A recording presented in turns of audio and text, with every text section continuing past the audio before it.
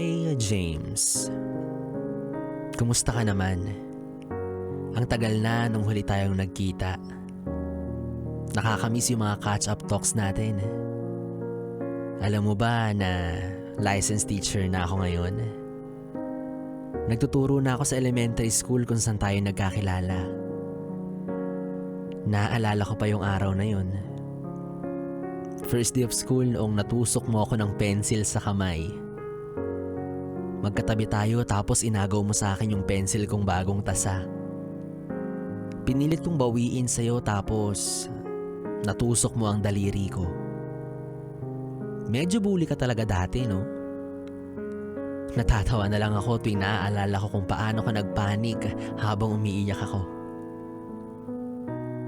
Ikaw pa nagsulat ng notes para sa akin hanggang sa gumaling yung daliri ko kasi sa kanang kamay mo ko natusok.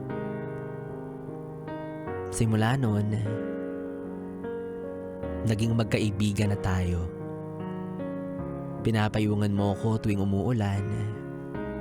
Nililibre mo ako ng fishball sa tapat ng school bago umuwi. At ginigising mo ako sa klase tuwing nakakatulog ako.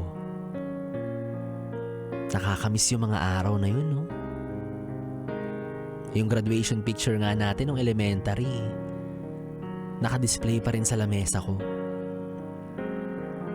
Naalala ko noon, laking tuwa ko noong malaman kong magkaklase pa rin tayo sa high school. Biruin mo, ilang chapters na ng buhay natin yung magkasama tayo. Pati nga ang first love at heartbreak ng isa't isa nasaksihan natin eh.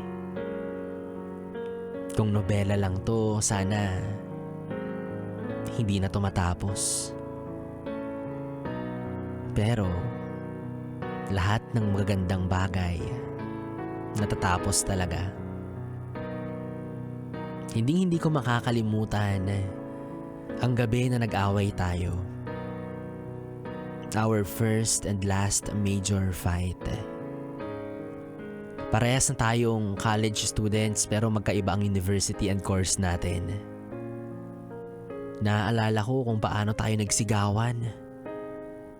Pero hindi ko na maalala kung paano nagsimula. Siguro, dahil na rin sa pent-up stress natin.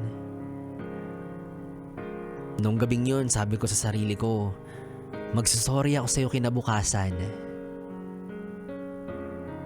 Habang nagbabalik tanaw ako sa nakaraan natin, hindi ko mapigilang mamiss ka. Sa sobrang miss ko nga sa'yo, dumalaw ako sa puntod mo kahapon.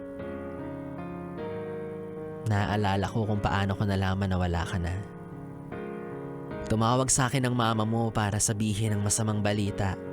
Yun pala, matagal ka nang depressed. Hindi ko mapigilan na sisihin yung sarili ko. Ang dami kong tanong. Bakit hindi ko alam? Bakit hindi mo sinabi?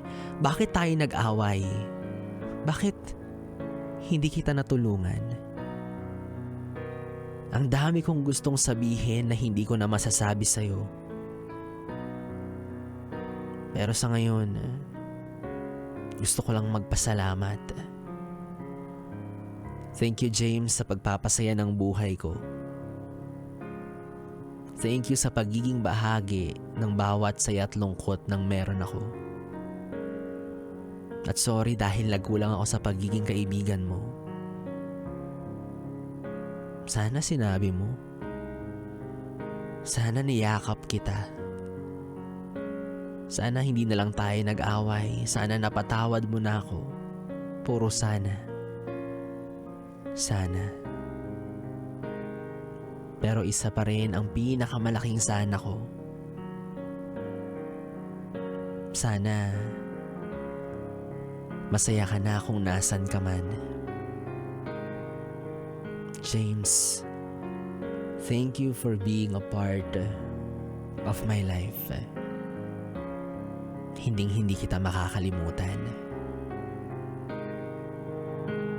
Yes, it's me, Rail.